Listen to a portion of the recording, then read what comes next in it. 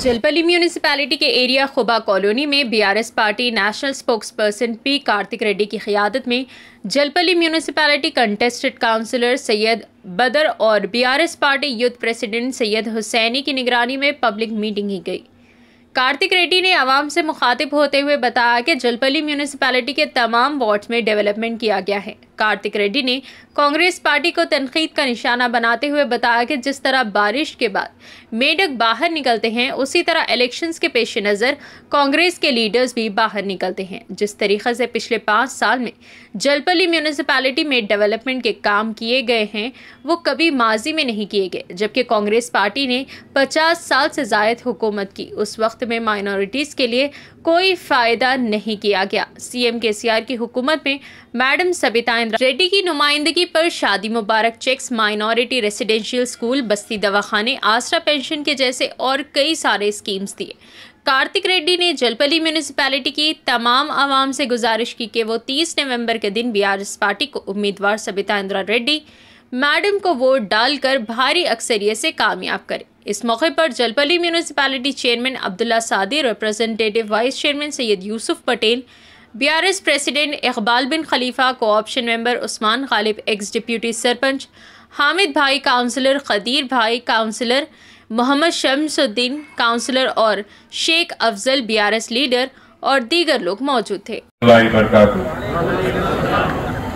इस शानदार जलसे में यहाँ पे तशरीफ फरमा इस बल्दिया जलपल्ली के म्युनिसिपल चेयरमैन अब्दुल्ला सादी साहब, हमारे बल्दिया जलपल्ली के वाइस चेयरमैन यूसुफ पटेल, यहाँ पे तशरीफ फरमा यहाँ के काउंसलर सदर भाई, याहिया, शमशुद्दीन भाई, अफजल भाई और बहुत सारे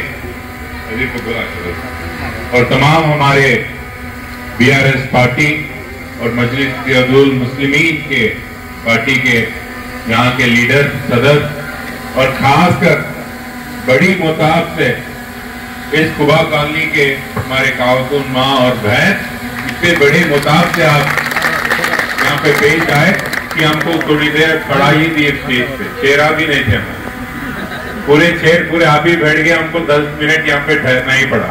बहुत खुशी होगी और 1 घंटा भी ठहरना था। इतनी बड़े मुताब में आप आए, बहुत शुक्रगुजार हूँ कि आप इस शानदार जलसे में यहाँ पे पेश आए। माँ याद रखे और एक 4-5 दिन में इंतखाबादी का इलेक्शंस का तारीख नजदीक आने वाला है। ये वक्त नए नए जमात आपके बीच में आएंगे, नए नए जमात के लोग आपके बीच में आएंगे, ऐसे लोग जो पहले आप कभी ना देखे थे और इस चंद 5 और 4 दिन के बाद में कभी देखेंगे भी। ऐसी एक जमात कांग्रेस पार्टी जो आजाद हिंदुस्तान में 70 साल से मुसलमानों का वोट लेते हुए आ रही है। इस 70 साल में आजाद हिंदुस्तान में सबसे खराब हाल अगर किसी का है, सबसे गरीब इस मुल्क में जो भी है उस हिंदुस्तान के मुसलमान है, तो उसकी जिम्मेदारी भी 70 साल से जो पार्टी वोट लेते हुए आ रही है जमात, कांग्रेस पार्टी को उठाना पड़ेगा। ऐसे लोग आपके बीच में आएंगे। अभी अब्दुल्ला ने बहुत अच्छी तरीके से और यूसुफ पटेल भी बहुत अच्छी तरीके से बताया आपको, जब बारिश होती तो मेंढक बाहर निकलता ना, जब बारिश होती है निकलता मेंढक बाहर, जब इलेक्शन होते ये भी निकलते कांग्रेस वाले बाहर में कभी नहीं दिखेंगे। वो ओल्ड सिटी में रहने दीजिए या हमारे जलपल्ली में रहने दो, ये कांग्रेस वाले सिर्फ इलेक्शन के टाइम दिखेंगे। आपका कोरोना का टाइम हो, बाद का टाइम हो, अच्छे बुरे में यहाँ पे सिर्फ मजलिस मुस्लिमीन और बीआरएस पार्टी के लीडर ही दिखेंगे और कोई बहुत नहीं दिखेंगे। माँ ये याद रखो, आपके हर मुश्किलात में यहाँ के इस हल्के के एमएलए हमारे वालदा सबिता इंद्रा रेड्डी दिखेंगे, नहीं तो हमारे भाईजान असदुद्दीन ओवैसी दिखेंगे और कोई नहीं दिखेंगे। ये बात याद रखिए। गौर करिए, हमारे नौजवान भाई भी, हमारे अम्मा के साथ आप भी गौर करिए। अगर कहीं बात बोलना है, कांग्रेस पार्टी को कोई वोट देने की बात करता है तो उनको साफ साफ पूछ लेना, क्या करिए ये 5 साल, ये 50 साल कांग्रेस पार्टी और ये 10 साल केसीआर साहब के कारनामे भी बता देना। इस 10 साल में हिंदुस्तान में सबसे ज्यादा बजट देने वाली मुसलमानों को कौन सी भी रियासत है, वो रियासत ही तेलंगाना है। इस 10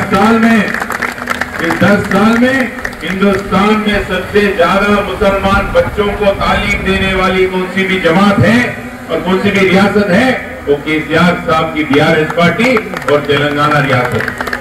तो याद रखो अम्मा, जब शादी मुबारक नहीं रहता था, जब गरीब मुसलमान घरों में लड़कियों का शादी करना था, क्या हाल रहता था, एक बार याद रखो। कैसे कैसे लोग आ जाते थे शादी करने के लिए हमारे घर के बच्चियों को।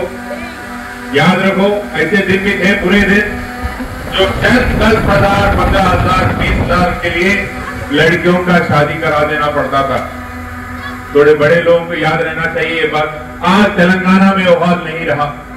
केसीआर साहब के सदारत में, उनकी हुकूमत में बच्चियों को पूरे घराना शादी करने की ये नौबत नहीं रही।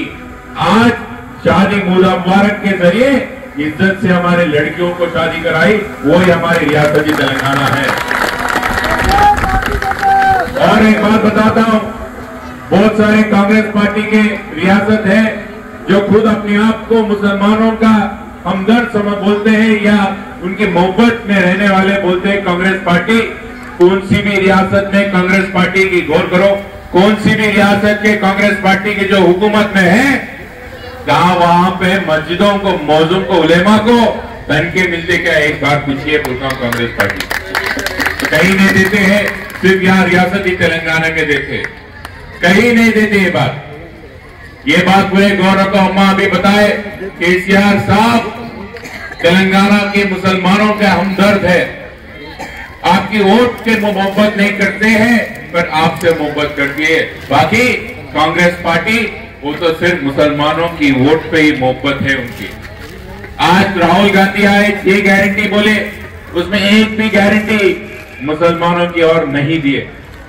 एक भी गारंटी मुसलमानों की तरक्कियात के काम के लिए नहीं दिए।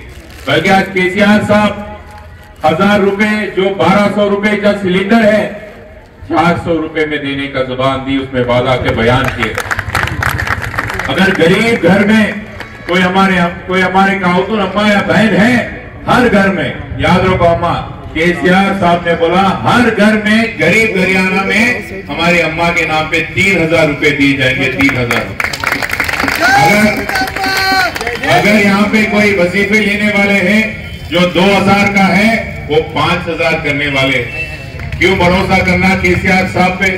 इस बात से भरोसा करना है कि वो लोग पहले करे थे और कल भी करेंगे। और इस हल्के के एमएलए को और केसीआर साहब को कि असदुद्दीन ओवैसी तायद कर रहे हैं, जो खुद कभी झूठ नहीं बोलते, ये बात भी याद रखो हमारे। और एक बात है, दूसरे जलसे में जाना है। मैं बहुत खुश हूं कि आज यहाँ पे बदर भाई और कदीर भाई इतनी खूबसूरत जलसा की ये करें। और एक बात, 30 तारीख के सुबह अब जल्दी निकल जाना, सुबह वोट आप कार के निशान के उस पर डाल देना। और याद रखो, अभी हमारे शमशू भाई बोले, हमारे अम्मा खावतीन हैं जो आपके हर परेशानियां समझते हैं, जो आपके बीच में रह सकते हैं, जो आपके दरमियान में रह सकते हैं, और बाकी के कोई भी नहीं रह सकते, कोई नहीं आएंगे आपके बीच में। ये बात याद रखो। खुशगुजार हूँ आप सबका।